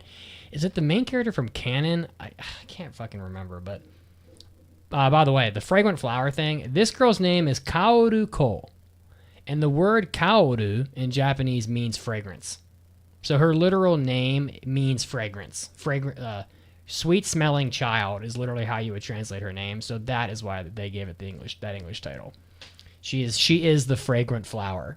Literally, that's her name. So, I figured one thing you would appreciate about it too is that Rintaro is pretty much everything Gojo is not. Yes, he is. Yep. He is a dude. Like, he'll step in and take the punch, but also give the punch back. Like, yeah, and he's not entirely sure of his feelings because he's never felt this before, and I kind of appreciate that. He's like, "What are these feelings?" Like, oh, and she also makes me he nervous. thought that she was a child for the first episode. I thought she was in middle school. Honestly, kind of agree. She does look like she's in middle school. There was a scene that, to speak to what Mr. Detective said, was where, yeah, that shot right there of her really, who the fuck does she remind me of? It's so crazy. That would make a great anime cell, but they probably don't have any.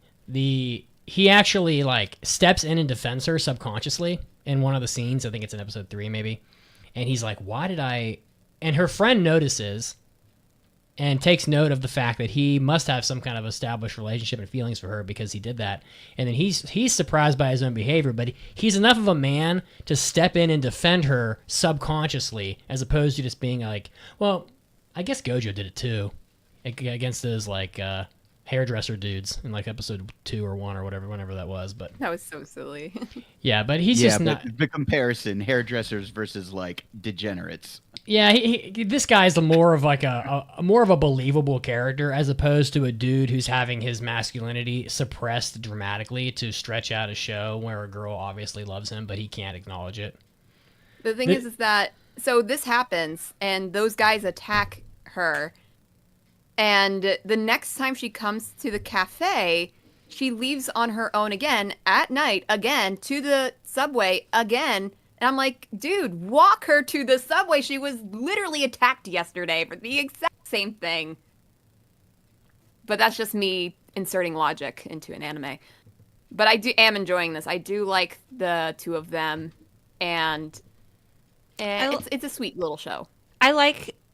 So from the manga, I really like the parent dynamics in this. I was going to say, I like Rintaro's mom a lot. I like his dad too, and I'm really excited to get more because it just really fleshes the characters out in a way that we don't normally get, because usually the parents are such background characters and don't have a whole lot of depth to them, and I think the parents in this are really great and really bring out, why Rintaro looks a certain way, why his mom acts a certain way. They seem like real parents, and it's really refreshing. I have 2 more comments. One is that this girl is totally a stalker. She, I don't really care. No, she's not. She 100% is. She literally secretly goes to this cake shop because she has a crush on this guy just so she can like stalk him as a quote unquote customer. Then she's like showing up at his house, showing up at his school, It's a little stalker like. No, you'll find out you'll find out more. Uh-huh. And the other thing is that I was speaking of the parents. I expected the mom to like bust a cig out. Remember back in anime back in the day, the mom would be like in Air or like one of those key visual arts shows. The mom would just be like smoking a cig and have like this tough attitude. And I just kind of expected the mom to bust out like a Newport and just start to smoke on it, because that's kind of the vibe I got. But I would pass this show based on how it looks alone. I love how it looks. I think that it's very it has a manufactured a touch to how it looks, and I'm passing it. Anybody else? I'm passing it, but I'm just a huge fan of this anyway, so it was a no-brainer. I passed it too. Partially because you can see there's actual progression in a reasonable amount of time for like how they feel about each other, and you can tell that it's going to go somewhere. So, and characters are great, looks great. Pass. I really don't have any notes to add. It's a pass for me, and I'm up to, I think, chapter 30 now. Oh, okay. So I'm right there with you, but I can't wait for more. It's a great show. Are you past the summer, like, fireworks and stuff? I am. Okay. Ooh, summer fireworks. That's original. You better lock it up. You lock it up. Lock it up. Every fucking anime I've ever watched. God, you know how Tom Brady played in like 14 Super Bowls? I literally have seen 7 seasons of anime of just firework festival episodes. I guarantee it. It's so ridiculous. And I did want to note, we got people in the chat being upset that it's not dubbed. I believe the dub is coming out, like I said, in September. I'll learn to read. It's been pushed out. It was supposed to come out in July simultaneously with the sub. I don't know what happened, but it will be coming out. All right, so we have passed the Fragrant Flower Blooms with Dignity, a.k.a. Cloverworks' third. Man, they are just cracking the whip on their animators. We're going to see a news story like some. It's not funny, but it will be interesting. 4 weeks from now, we're going to get an article. 4 animators die at Cloverworks from overwork because they're doing like 9 anime at the same time. It's crazy. All right. The next show on the list here is A Bouquet for an Ugly Girl. Let's see if this one's Cloverworks. It can't be. This anime looks totally different than the rest. That's Assault Lily. That is not the same show. Thank you for having a horrible lookup function, apparently. Wow. All right. This one's done by Silver Link. Okay, Cloverworks is off the hook. Did anybody pick this one? Who was it? It was on my list, but it was on my was list, picked. but I don't think it was All right. like a. We're gonna find out. I forgot who got this one. It might have been Raggedy. Yeah, I'm not sure. The Shonen King picks the I don't romance know. anime. It could Because very well like have been he's the only me. one that hasn't been around for these. That's why. Let's see here. It was. That's fall. Oh, really? It says fall 2024. Well, the file is just out of date. It needs to refresh. Anyway, so this Just go to the right tab. This anime. Oh yeah, you're right. Jeez, sorry. I'm 40 now. I can't. My brain is now pudding. I can't think. This is why you keep me around. Let's see. Blah blah blah. This was Pancake. Ooh. So Silver Link anime based on a manga. It's about a girl named Hana Tabata who is ugly. I guess that's the whole point of the show. I mean, it's literally in the title. And the sad thing is, I don't think she'd be ugly. She just doesn't fucking try. Like, what are those shit. glasses and that terrible haircut? The literal English title on my anime list is this is the worst title I've ever seen. It really is bad. April showers bring May flowers. Someone needs to be fucking fired for that. Jesus. Admits, what do Mayflowers bring? Thanksgiving. I hope a whole ship full of cat girls that I can use to repopulate the country. The answer's pilgrims. I know what the real answer was, but that's boring. Pilgrims are the opposite. I'm looking for a ship of hot cat girls that I can use to create a whole army of cat girls. And you want to give me puritanical pilgrims? Come What about on, a stable man. of horse girls? What if I bring you a stable of horse girls? Is that one girl? What was the one I liked so much? Taiki Shuttle. Is Taiki Shuttle amongst them? She is in fact the first one off the boat. Oh, well, by God, take my money. All right. Take my money and my yeah, and you know what else you can take. Okay, so Hana Tabata has she's an ugly girl at high school, and she basically runs into who I imagine is probably like the most popular kid in school, Yosuke Ueno, who is a blonde-haired, blonde-eyed boy who is very friendly and is very kind. And he kind of, I don't know, takes her under his wing and for some strange reason decides to pay a lot of attention to her. See, here's the first clue you should have known. The first thing you should have been clued off on is in that this girl wasn't undesirable, so to speak, is that she's eating natto. Ugh, God. It even looks disgusting. Look at it. Look how it like... My tutor eats natto every morning, she says. God. She loves it. Yudi loves it. So, I have a question for the ladies. I must know. And I'm going to pause it. I'm going to find him. Where is he? There he is. Where is he? There he is. What is it with these rom-com shonen shoujo shows and blonde fucking characters? The boys, they're always blonde. Not in Fruits Basket. He's got orange hair. That show's 93 years old. Maybe it's just to like set them apart from the typical background character that always had black or brown hair. We're just on a roll here. We got this guy. We got the Fragrant Flower guy with honey lemon soda. Fragrant Flower guy is just because he's a quote unquote delinquent type. Well, and why is it always a delinquent type? Why is it always like this guy's not a delinquent? Even in Kyo, the cat guy was fucking delinquent basically. So why are they always like Gojo's not a delinquent? And he ain't getting laid either. Ever. I'm just saying. Ever. Okay, so this show, I don't even know what to say about this anime. I cannot with this show because while it was on my list, it has the makings of a show that I would actually like because I have some preferences for shows. Like, girl who thinks lowly of herself meets a cute boy and he thinks only of her and then he brings her out of her shell and it's like Kimi ni Todoke and it's cute. This show is more like this girl is plain looking, but she's not that ugly. She has such a low opinion of herself that she thinks even holding a flower would be the equivalent of public embarrassment because she's so ugly, which is not the case.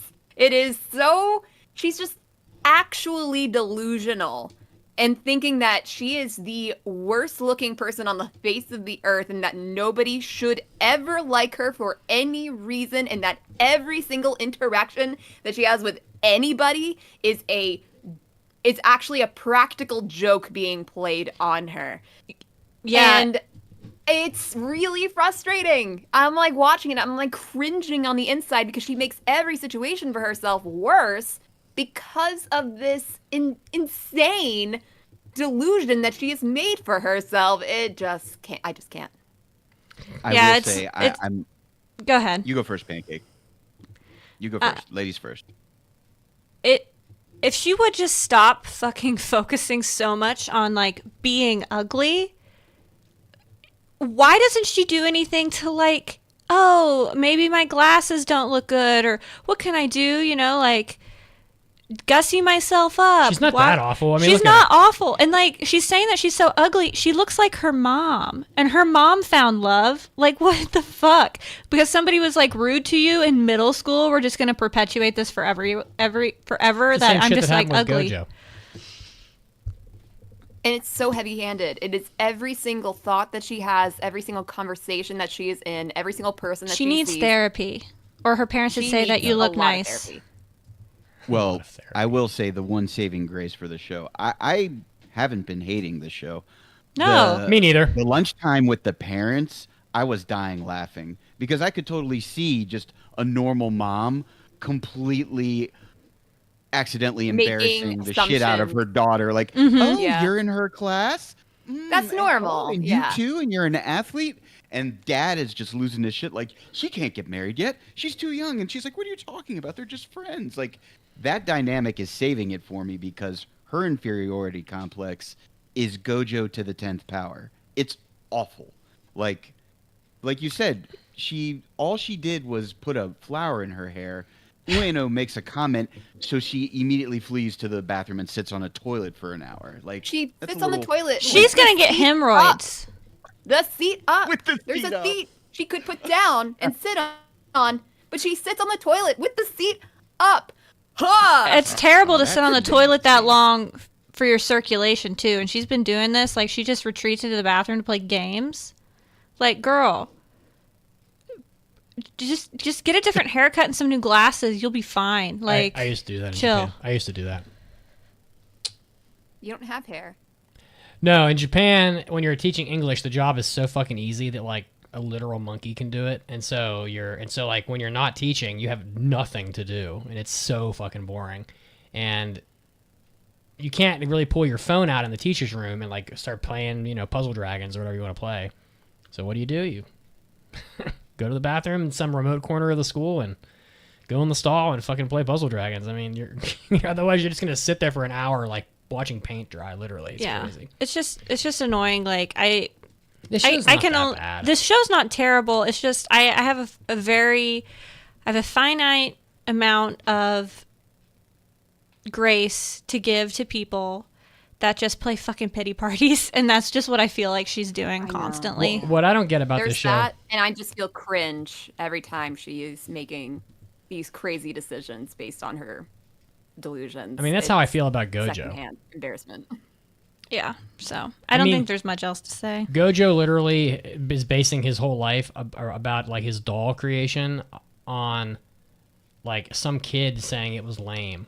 Like, okay, well then get over it or don't do fucking dolls anymore. Like, you're your own person. You don't have to do it because your family does it. It's so ridiculous. But the thing about this show that I just don't get, and I think this show's fine. I had it rated about the same as the second season of the Bunny Girl show. It's like, or the Santa show, whatever the hell.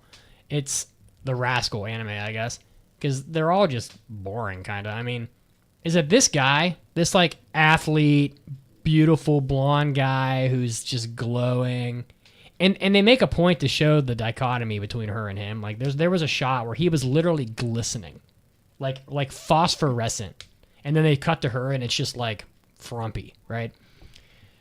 He would never go for that girl.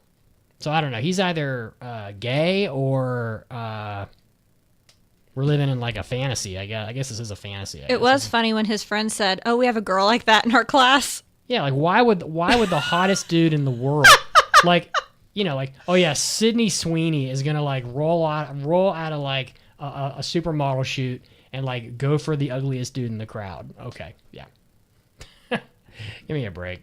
But yeah, so I think we're failing this, right? Yeah, it's a yeah, fail. it's a fail.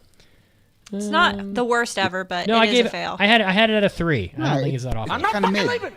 Just watch Kimi ni Todoke. That is a pass drop. Boo! Boo! Boo! Boo! She just needs a glow up. Really, that's what this girl. She needs to make a friend, She and a needs friend would be therapy. like, yeah, therapy, and like a friend to be like, hey, let's have a sleepover. Let me give you a makeover, because like that's what high school girls do. Well, I guess the glow up's not going to help her because she would still just think she was ugly anyway. Are you ready for the next one? Yeah, I'll take this next one. I don't know who picked it. Oh, it's actually on my list, so I'll take it if you don't mind. Okay, go ahead. Yeah, so the water magician. This probably won't be that long of a discussion. It's a guy reincarnated into another world. He got hit by a truck, of course. Wanted a slow life, wanted to be, just laid back. So an angel lets him live in the woods with water magic in this It's new Michael. universe. Yeah, fake Michael. Yeah. So he has water magic.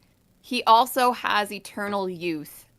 So he's just living in this cabin in the woods. He's wearing a fur skirt because that's all he's got to wear. And he's working on his magic. Eventually, there's a shipwreck with like smugglers aboard, and the one person that's not a smuggler survives, of course.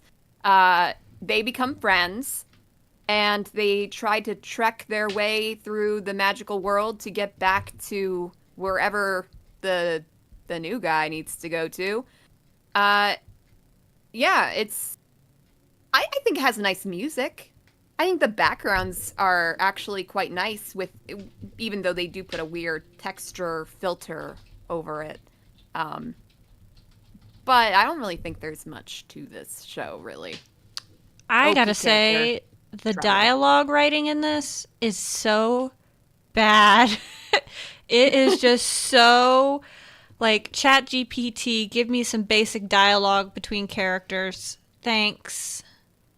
This is the story progression. Thanks. It was just boring. Haven't we seen another anime where Michael was the one that like reincarnated them? I'm trying to find. Was it Cautious Hero? I'm trying to check. I guess that was a goddess, wasn't it? Yeah, it was the goddess in Cautious Hero. I feel like we've had a Michael before. Anyway, so this anime is. I don't hate it. I don't know. I don't hate this anime. I've been watching it while I do cycling at ThoughtWorks, and it's not a bad watch for when you're exercising, but not much happens in the show. He just spends most of the show walking around shooting ice lances at things and killing things. I mean, I'm kind of waiting to see where it goes. Is it based on? It's done by Studio Typhoon Graphics. Is this the first? I've never heard of them. Wow, they've done 11 anime, and none of them are very good. Okay. And I think one other quirk this main character has is that he likes to do incantations, but he doesn't have to do them. So he just says whatever he thinks sounds cool, and does not care to keep track of exactly how his incantations sound. So people are like, "Wait a minute.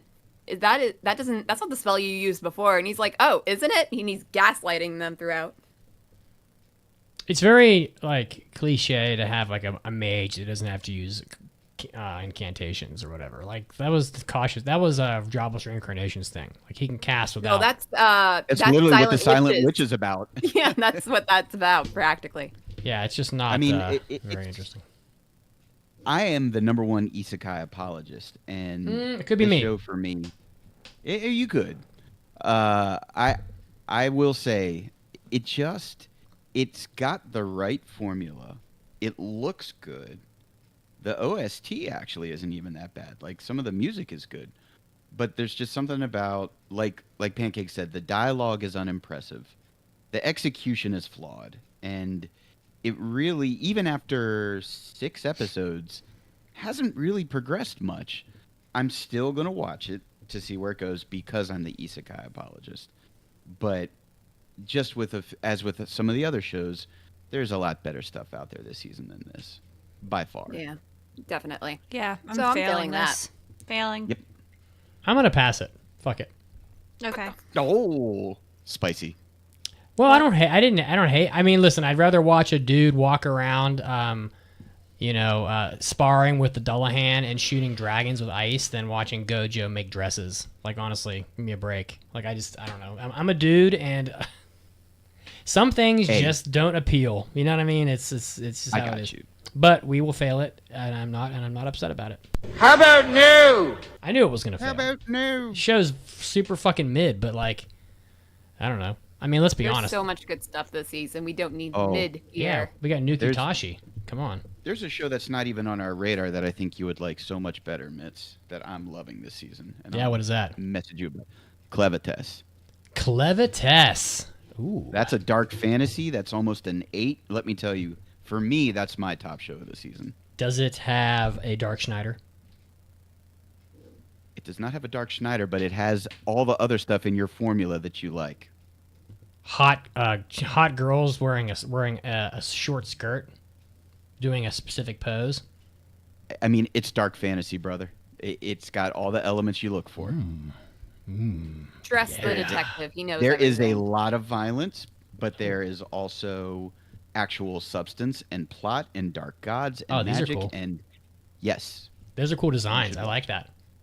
Also, the closing song is a original song done by Ellie Goulding just for the show. Ellie And Goulding? Really? it is Ellie a Goulding? In an anime? It is a bop. It's called Destiny, and she's going to be releasing it as a full single in September, but it is a bop. Do I have to go Wow. to some obnoxious streaming service like High Dive to watch It's it? Crunchyroll. Oh, It's wow. Crunchyroll. Wow, because I've been annoyed very heavily with the anime this season. They seem more fragmented than ever. Yeah. Okay, so we are done with impressions. We have savaged yet another pool of anime. We have passed City of the Animation, which I'll say it again. I think it's the best. Panty and Stocking with Garter Belt. The Summer Hikaru Died, and The Fragrant Flower Blooms with Dignity, which I think these are all good picks.